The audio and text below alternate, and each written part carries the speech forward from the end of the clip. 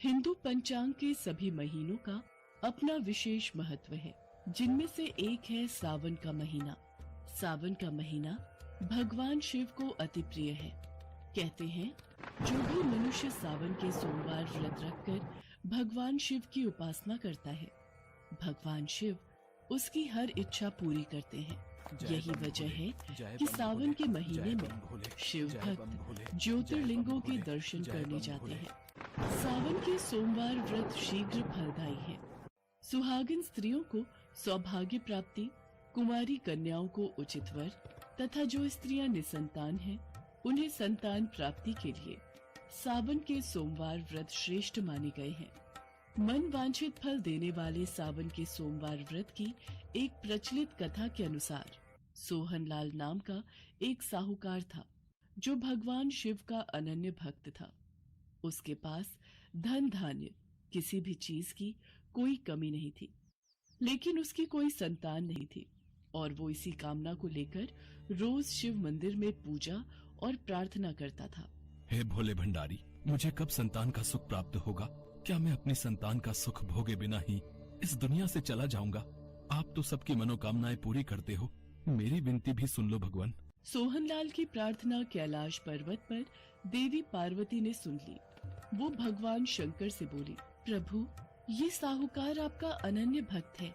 इसको किसी बात का कष्ट है तो आपको उसे अवश्य दूर करना चाहिए। देवी पार्वती, साहूकार के घर संतान नहीं है, ये इसी बात से दुखी है। हे महादेव, तो आप इसे पुत्र का वरदान दे दीजिए, इस भक्त पर कृपा कीजिए। पार्वती, साहूकार के भाग्य में पुत्र का योग नहीं है। ऐसे में अगर इसे पुत्र प्राप्ति का वरदान मिल भी गया तो वो केवल 16 वर्ष की आयु तक ही जीवित रहेगा। पर प्रभु, आपके भक्तों का विश्वास आपसे जुड़ा हुआ है। आप तो अपने भक्तों को मन वांछित फल प्रदान करते हैं। साहूकार प्रति सोमवार आपका व्रत और पूजन करता है और अब तो सावन माह के पवित्र दिन है, जो आपको अति प्रिय है। आपको इसकी इच्छा पूरी करनी ही होगी। ठीक है देवी पार्वती, मैं अपने भक्त सोहनलाल को पुत्र का वरदान देता हूँ। उसी रात भगवान शिव ने स्वप्न में सोहनलाल को दर्शन देकर उसे पुत्र प्राप्ति का वरदान दिया और उसके पुत्र के 16 वर्ष तक जीवित रहने की बात भी बताई। जब सोहनलाल स्वप्न से जागा, हे शिव शंकर, आपने एक तरफ मुझे पुत्र देकर संतान का सुख दिया और दूसरी तरफ पुत्र अल्पायु होगा। ये मेरे जीवन का सबसे बड़ा दुख। मैं ये कैसे छुपा कर रख पाऊंगा? पर मेरी भक्ति में फिर भी कोई कमी नहीं आएगी। आपके द्वारा दिया वरदान मुझे मंजूर है प्रभु। सोहनलाल पहले की तरह सोमवार का विधिवत व्रत करता रहा। कुछ महीने पश्चात उसके घर अति सुंदर पुत्र उत्पन्न हुआ। पुत्र के जन्म से सोहनलाल के घर में खुशियां आ गई। बहुत धूमधाम से पुत्र जन्म का समारोह मनाया गया। पुत्र का नाम शिवाय रखा गया। धीरे धीरे शिवाय 12 वर्ष का हुआ तो सोहनलाल को भगवान शिव की कही बात याद आने लगी। उसने अपने साले महेश को बुलाया और बोला, महेश, तुम शिवाय को काशी नगरी विद्या प्राप्ति के लिए ले जाओ और रास्ते में इसके हाथों से ब्राह्मणों को भोजन और दान दक्षिणा कराते हुए जाना। ठीक है जीजा जी, मैं कल प्रातः ही शिवाय के साथ काशी के लिए प्रस्थान करता हूँ। आप शिवाय को मुझसे दूर क्यों भेज रहे हो जी? भाग्यवान, हमारे पुत्र के लिए यही उचित है। सोहनलाल ने पत्नी को किसी तरह समझा बुझा दिया। अगले दिन महेश शिवाय को लेकर यात्रा पर निकल पड़ा। लंबी यात्रा के बाद शिवाय और महेश एक नगर में पहुंचे। उस नगर के राजा की कन्या के विवाह की खुशी में पूरे नगर को सजाया गया था। निश्चित समय पर बारात आ गई, लेकिन वर का पिता अपने बेटे के एक आंख से काने होने के कारण बहुत चिंतित था। उसे इस बात का भय सता रहा था कि राजा को इस बात का पता चलने पर कहीं वो विवाह से इनकार न कर दे। इससे उसकी बदनामी होगी। उसकी नजर शिवाय पर गई। ये लड़का मेरे पुत्र की उम्र का है और इस नगरी में नया है, कोई इसे नहीं जानता। क्यों ना इस लड़के को दूल्हा बनाकर राजकुमारी से विवाह करा दूं। विवाह के बाद इसको धन देकर विदा कर दूंगा और राजकुमारी को अपने नगर में ले जाऊंगा। वर के पिता ने इसी संबंध में शिवाय और महेश से बात की। महेश ने धन मिलने के लालच में वर के पिता की बात स्वीकार कर ली और शिवाय को दूल्हे के वस्त्र पहनाकर राजकुमारी से विवाह करा दिया। राजा ने बहुत सा धन देकर राजकुमारी को विदा किया। शिवाय राजकुमारी से सच नहीं छिपा सका और उसने जाते हुए राजकुमारी की चुनरी पर लिख दिया, राजकुमारी, तुम्हारा विवाह तो मेरे साथ हुआ था। मैं तो वाराणसी में शिक्षा प्राप्त करने जा रहा हूँ। अब तुम्हें जिस नवयुवक की पत्नी बनना पड़ेगा वो कान्हा है। राजकुमारी देखती है कि जिस लड़के से उनका विवाह हुआ था उसकी जगह सचमुच एक कान्हा राजकुमार खड़ा है। पिताजी महाराज, मैं इस लड़के के साथ विदा होकर नहीं जाऊंगी।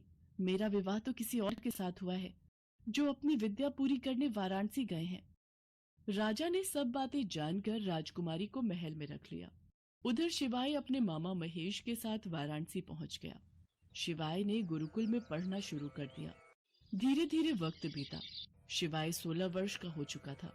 एक दिन शिवाय यज्ञ करके ब्राह्मणों को दान दक्षिणा देकर रात के वक्त जब शयन कक्ष में सो रहा था, शिव जी के वरदान के अनुसार उसके प्राण पखेरु उड़ गए। अगली सुबह जब महेश कमरे में आया, आज शिवाय सोकर नहीं उठा। रोजाना तो जल्दी उठ जाता है। शिवाय बेटा उठ। अरे तू उठ क्यों नहीं रहा? नहीं शिवाय, तू ऐसे कैसे इस दुनिया से चला गया? मैं जीजा जी को क्या जवाब दूंगा? शिवाय मेरे भांजे, उठ। प्रभु, ये कौन इतना विलाप कर रहा है? कौन भक्त इतना दुखी है? प्राणनाथ, मुझसे इसके रोने के स्वर सहन नहीं हो रहे। आप इस व्यक्ति के कष्ट अवश्य दूर करें। देवी पार्वती, ये उसी साहूकार का पुत्र है। इसकी आयु 16 वर्ष थी। अब इसकी आयु पूरी हो चुकी है। स्वामी, आप इसे जीवित करें, नहीं तो इसके माता पिता पुत्र की मृत्यु के कारण रो रो कर अपने प्राणों का त्याग कर देंगे। आपके परम भक्त साहूकार को उसकी वर्षों की सोमवार की पूजा का आप ये फल देंगे? नहीं प्रभु, इस बालक को जीवन दान दीजिए। अपनी पूजा करने वाले साहूकार भक्त की पूजा को सफल कीजिए प्रभु। आपकी पूजा तो विधि के विधान को भी सही दिशा देती है। आप अपने भक्तों के सारे कष्ट दूर करते हैं प्रभु। तुम ठीक कह रही हो देवी पार्वती। आज अपनी पूजा करने वाले परम भक्त के लिए मुझे ये विधि का विधान बदलना होगा। मैं शिवाय की जीवन रेखा से अल्पायु योग हटाकर इसे दीर्घ आयु रहने का आशीर्वाद देता हूँ। पार्वती के आग्रह करने पर भगवान शिव ने शिवाय को जीवित होने का वरदान दिया और कुछ ही पल में वो जीवित होकर उठ बैठा। शिक्षा समाप्त करके शिवाय मामा के साथ अपने नगर की ओर चल दिया। दोनों चलते हुए उसी नगर में पहुंचे जहां शिवाय का विवाह हुआ था। मामा जी, मैं इस नगरी में रुककर यज्ञ का आयोजन करना चाहता हूँ। भगवान भोलेनाथ ने मुझे नया जीवन प्रदान किया है, इसलिए यही मेरी इच्छा है। ठीक है शिवाय बेटा, हम एक दिन यहाँ रुककर यज्ञ का आयोजन करते हैं। महेश और शिवाय वहीं रुक गए। शिवाय को देखकर राजकुमारी बहुत प्रसन्न हुई। महेश और शिवाय को कुछ दिन महल में रहने का अनुरोध करके राजा ने बहुत सा धन, वस्त्र आदि देकर राजकुमारी को शिवाय के साथ विदा किया। उधर सोहनलाल अपनी पत्नी को सच बता चुका था। वे दोनों सोच चुके थे कि यदि शिवाय सकुशल नहीं लौटा तो वे दोनों भगवान शंकर के सामने अपने प्राण त्याग देंगे। पर समय पर एक सेवक ने आकर उन्हें शिवाय के लौटने की खुशखबरी दे दी। सोहनलाल और उसकी पत्नी ने अपने पुत्र और पुत्र वधू का स्वागत किया। उसी रात सोहनलाल के स्वप्न में भगवान शंकर ने दर्शन दिए। सोहनलाल, तुम मेरे प्रिय भक्त हो। मैंने तुम्हारे द्वारा किए गए सावन के सोमवार व्रत और पूजा से प्रसन्न होकर तुम्हारे पुत्र को लंबी आयु प्रदान की है। तुम्हारी पूजा और भक्ति से मैं बहुत प्रसन्न हूँ। मेरा आशीर्वाद सदैव तुम्हारे परिवार पर बना रहेगा। ये कहकर भगवान शंकर अंतर्ध्यान हो गए। भगवान शंकर की भक्ति करते हुए सोहनलाल को मोक्ष प्राप्त हुआ।